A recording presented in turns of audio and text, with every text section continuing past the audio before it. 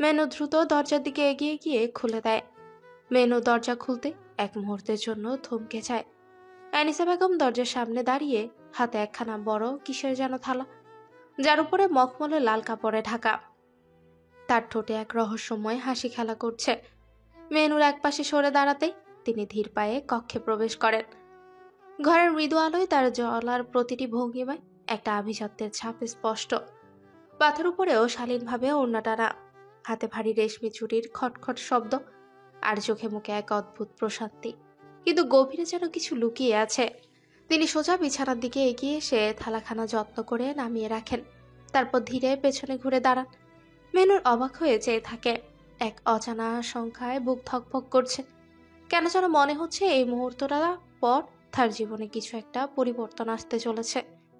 আনিসা বেগম নরম হাতে মেহনুরের কবজি স্পর্শ করেন, যেন কোনো স্পর্শকাতর জিনিসকে ছুঁয়েছেন তিনি। তার কথায় আদেশ কম, মমতা বেশি।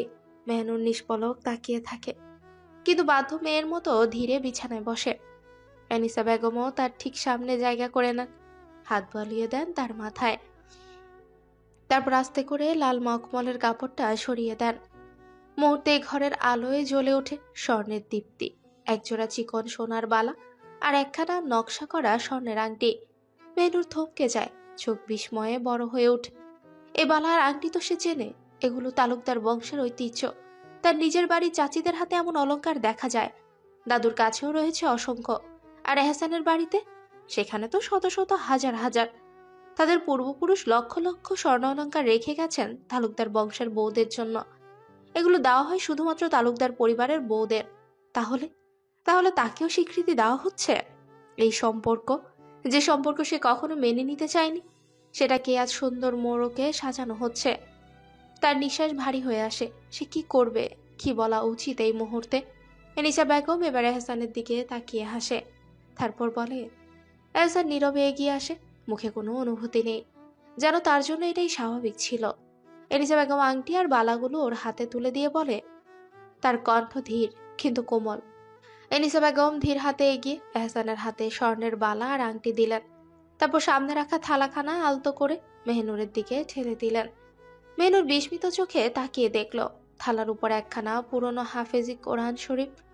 তার মলার জোড়া পুরনো হলেও মর্যাদার আভা ঠিকই বিদ্যমান, যেন শত বছর আগেও কেউ এটাকে একইভাবে যত্নে রেখেছিল। আনিসা বেগম কোরআনের উপর হাত বুলিয়ে ধীরে ধীরে বলেন। কথা থামিয়ে মেহনুরের দিকে একবার গভীর দৃষ্টিতে তাকান, তারপর নরম অথচ ধীর কণ্ঠে বলেন।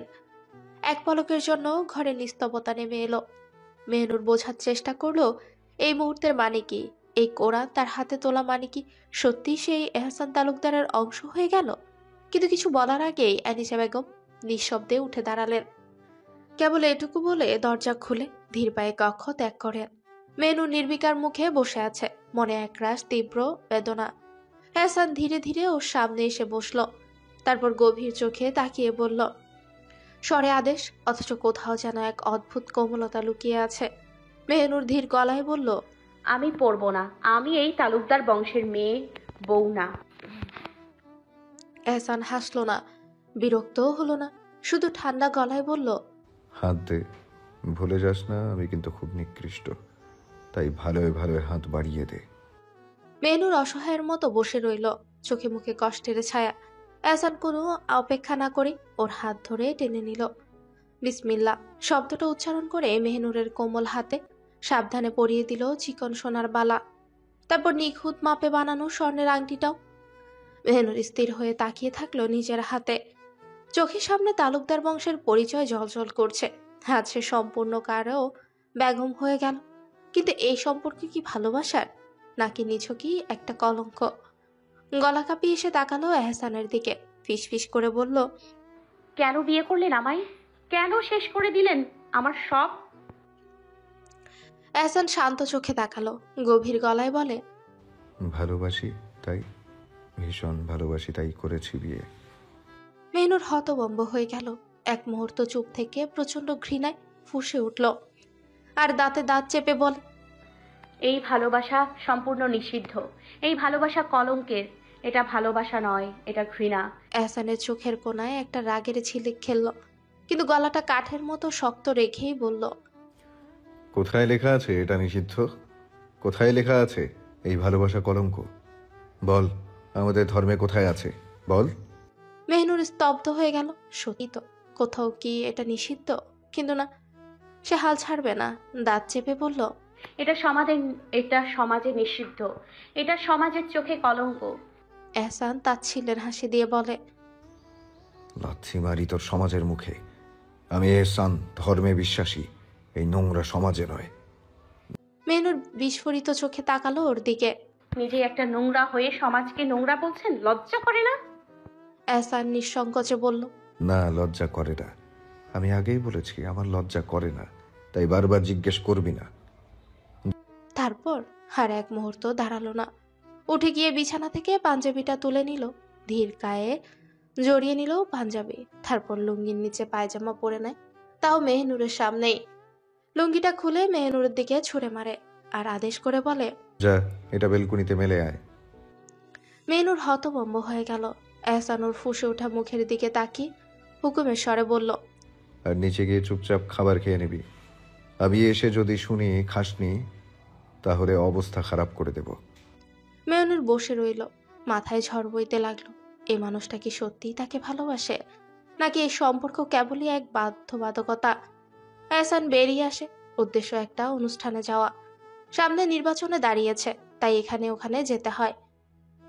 রাত 11টা। মেহনুর কক্ষে এশার নামাজ শেষে জায়নামাজে বসে আছে আর এহসানের অপেক্ষা করছে, কারণ আনিসা বেগম বলেছেন এহসান এলে যেন তাকে খাবার দেয়। মেহনুর এখন থেকে এহসানের সব দায়িত্ব নেবে। তখনই গাড়ির শব্দ কানে আসে, বুঝে যায় এহসান চলে এসেছে। এহসান গাড়ি থেকে নেমে বাড়ির ভেতরে ঢুকে ক্লান্ত শরীরে সিঁড়ি বেয়ে উঠেছে, উদ্দেশ্যে কক্ষে গিয়ে বিছানায় এলিয়ে দেওয়া। এহসান কক্ষের দরজা খুলে ভেতরে প্রবেশ গিয়ে অন্যদিকের ব্যালকনি দিয়ে কেউ গোপনে ভেতরে ঢুকে। মেহনুর 1 সেকেন্ডের মধ্যে আটকে ওঠে, কারণ সে ঠিকই বুঝতে পেরেছে কেউ কক্ষে এসেছে ব্যালকনি দিয়ে। তাই তাড়াতাড়ি জায়নামাজ থেকে উঠে দাঁড়ায়। জায়নামাজ থেকে উঠে পেছনে ফিরে তাকাতে তার কলিজার পানি শুকিয়ে আসে। তার চোখের সামনে রায়ান দাঁড়িয়ে, আর তার হৃদয়ে এক অজানা আতঙ্ক ছড়িয়ে পড়ে। রায়ান এখানে কি করছে, আর কেন, কিভাবে? আর অন্য ভাবনাও মনে উকি দেয়, আজ হয়তো রায়ান শেষ হয়ে যাবে, কারণ এহসান চলে এসেছে। আর যদি এহসান রায়ানকে দেখে নেয় তো শেষ করে দিবে। এতটুকু এহসানকে চিনেছে মেহনুর। এদিকে রায়হান অবাক হয়ে মেহনুরের দিকে তাকিয়ে আছে। এতটা ভয়ঙ্কর, এতটা মায়াবী মানুষ হতে পারে সে ভাবেনি কখনো। কিন্তু এখন এসব কিছু ভাবা তার সময় নেই। সে মেহনুরের কাছে গিয়ে মেহনুরকে কিছু বলতে না দিয়ে দ্রুত বলে, তাড়াতাড়ি চলো, তোমায় নিয়ে আমি এখান থেকে পালিয়ে যাব। এই বলে রায়হান মেহনুরের হাত ধরতে যাবে, ঠিক তখনই এহসানের গলা ফাটানো চিৎকারে মেহনুর আর রায়হান যেন একে অপরের থেকে ছিটকে পড়ে। মেহনুর তার শিরদাঁড়া পর্যন্ত শিউরে ওঠে। এহসান তীব্র রাগে চিৎকার করে বলে, কুত্তার বাচ্চা, তোর সাহস হলো কি করে আমার নারীর মুখ দেখা? আমার নারীর হাত ধরার জন্য তোর হাত বাড়ানোর এত সাহস কিভাবে পেলি? এহসান বাঘের ন্যায় এক প্রকার ঝাঁপিয়ে পড়ে রায়ানের উপর। চোখে তার ক্রোধের দাবানল, মুখে ভয়ঙ্কর কিছুর আভাস। রায়ান পালানোর চেষ্টা করলেও এহসানের দানবীয় শক্তির কাছে সে নিতান্তই অসহায়। এহসান বন্য উন্মাদনার মতো পিটিয়ে চলে রায়ানকে, একের পর এক ঘুষি, লাথি, আঘাত। রায়ান মরিয়া হয়ে নিজেকে বাঁচানোর চেষ্টা করে, কিন্তু আফসোস একটা মারও ফেরাতে পারে না। এহসানের শক্তি কোনো সিংহের চেয়েও ভয়ঙ্কর। মেনুর আতঙ্কে এগিয়ে এসে এহসানকে থামানোর জন্য চেষ্টা করে, কিন্তু ঠিক তখনই এহসান রায়ানের গলা চেপে ধরে। মেহনুরের দিকে তীব্র দৃষ্টিতে তাকিয়ে চিৎকার করে ওঠে, খারাপের বাচ্চা, যদি আর এক পাও এগোতে সাহস করিস তবে আমার মাবুদের কসম, আমি এহসান তোর রক্ত দিয়ে গোসল করব। মেনুর এক মুহূর্তের জন্য জমে যায়, শ্বাস বন্ধ হয়ে আসে তার। কিছু বলতে যাবে তখনই এহসান আবারও গর্জে উঠে বলে, খবরদার, মুখ থেকে একটা শব্দ বের করেছিস তোর জানে মেরে ফেলবো। ও তোর মুখ দেখে ফেলেছে, এখন যদি কণ্ঠও শুনে নেয় তবে গলার রগ ছিঁড়ে ফেলবো। মেহনুর এক পাও এগোতে পারে না, ভয় তার রক্ত জমিয়ে দিচ্ছে। এহসান রায়ানের গুপ্ত স্থানে সজোরে লাথি বসিয়ে দেয়। এত জোরেই লাথি খেয়ে রায়ান মাটিতে লুটিয়ে পড়ে। চিৎকার করার শক্তিও নেই, শুধু ধুকপুক করে শ্বাস নেয়। মেহনুর অসহায়ের মতো দাঁড়িয়ে থাকে। সে কিছু করলে এহসান ওকে জীবিত রাখবে না, এটা সে জানে। আর এই কক্ষ থেকে চিৎকার করে যদি কেউ মরেও যাওয়া হয়, তাও বাইরের কেউ কিছু শুনতেও পারবে না, কারণ কক্ষটা ভীষণ বড়। আর চিৎকার করতেও পারবে না, নয়তো মেহনুরকেও শেষ হতে হবে। এহসান রায়ানকে এতটাই নির্মমভাবে পেটাচ্ছে যে রায়ানের মুখ দিয়ে ফেনা বেরিয়ে আসছে, কিন্তু এতেও কি এহসানের ক্ষোভ মিটবে? না, কখনোই না। সাধারণ কোনো বিষয় হলে হয়তো সে মানতে পারত, কিন্তু এই রায়ান যে তার কলিজায় হাত দিয়েছে। মেহনুর ভয়ে কাঁদতে থাকে। সে রায়ানের দিকে এগোতেই এহসান বর্জ্য কণ্ঠে গর্জে ওঠে, খবরদার এই হারাম পশুকে ছুঁতে যাবি না। যদি ছুঁতে যাস, যে হাত দিয়ে হাত দিবি সেই হাতটাই কেটে ফেলবো। মেহনুর আতঙ্কিত হয়ে পিছু হটে যায়। এহসান উঠে দাঁড়ায়, তারপর অস্থির হয়ে চলে যায় কাপড় রাখার কক্ষে। পাগলের মতো কিছু খুঁজতে থাকে। উক্ত কক্ষের গুপ্ত কক্ষ থেকে বের করে নিয়ে আসে তীক্ষ্ণ ছুরি আর ছোট্ট একটা অটো ড্রিল মেশিন। এহসান বেরিয়ে আসতেই মেহনুর এটা দেখে চিৎকার করে ওঠে এহসানের সামনে গিয়ে। দুহাত দিয়ে এহসানকে আঁকড়ে ধরে আর কান্না করতে করতে বলে, না, আল্লাহর দোহাই লাগে, দয়া করুন, এমন করবেন না। উনিও তো কারোর সন্তান, ছেড়ে দিন। আজ আর এহসান থামে না। সে মেহনুরকে এক ঝটকায় সরিয়ে দিয়ে ভয়ঙ্কর গলায় বলে, চুপ থাক।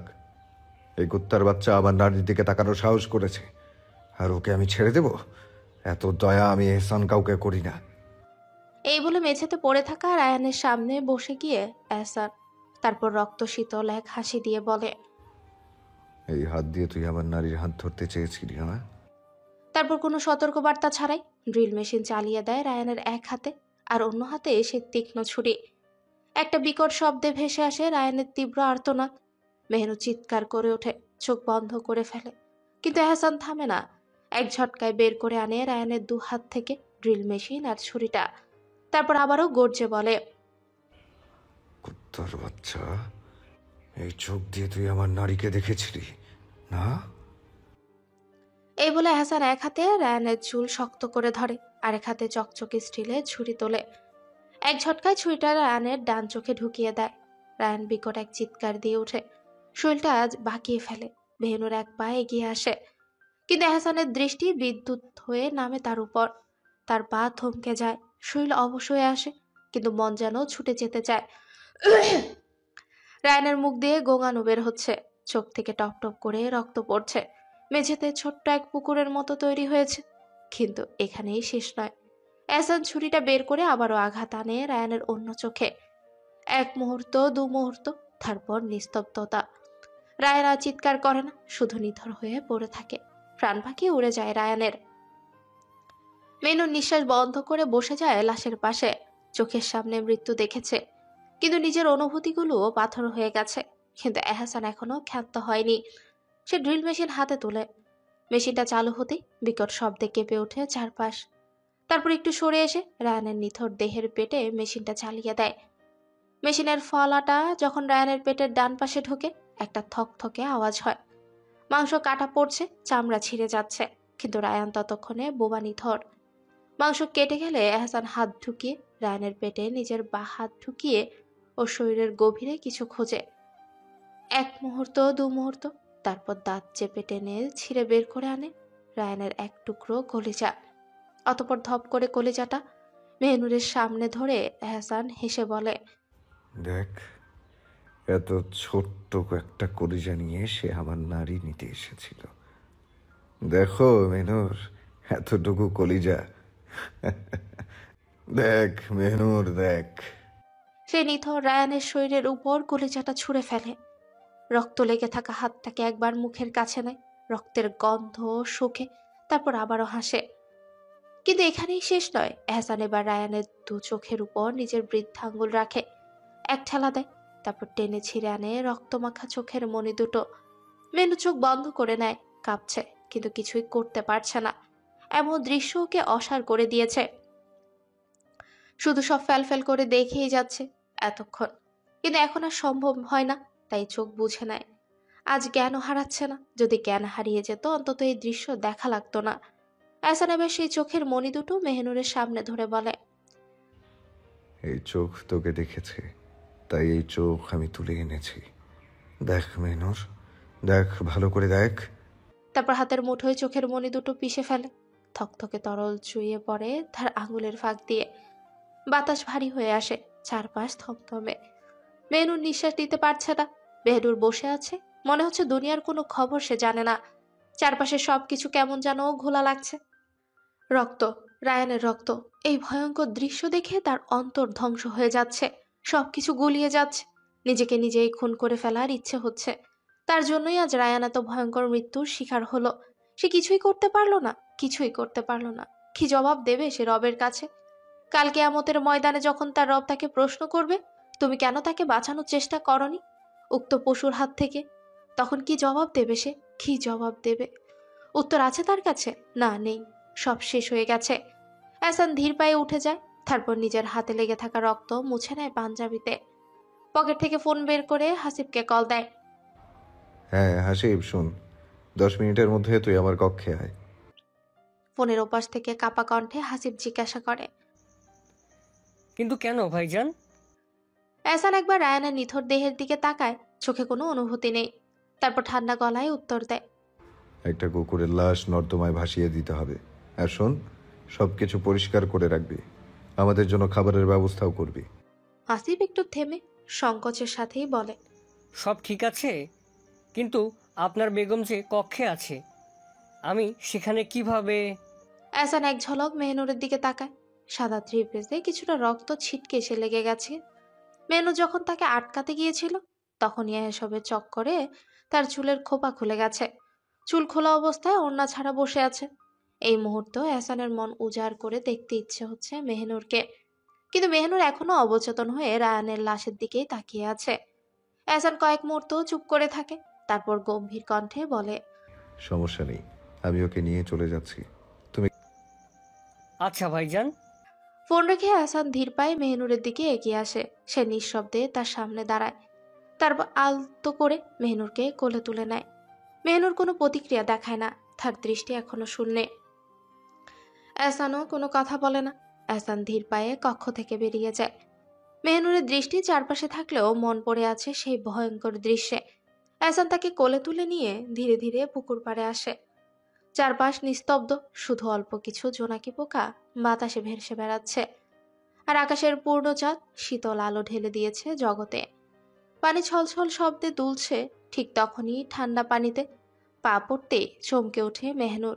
সে যেন হঠাৎ নিজের পৃথিবীতে ফিরে আসে। চারপাশে তাকায়। এহসান তাকে পুকুরে নিয়ে এসেছে কেন? ওকেও কি এখন পানিতে ডুবিয়ে মেরে ফেলবে?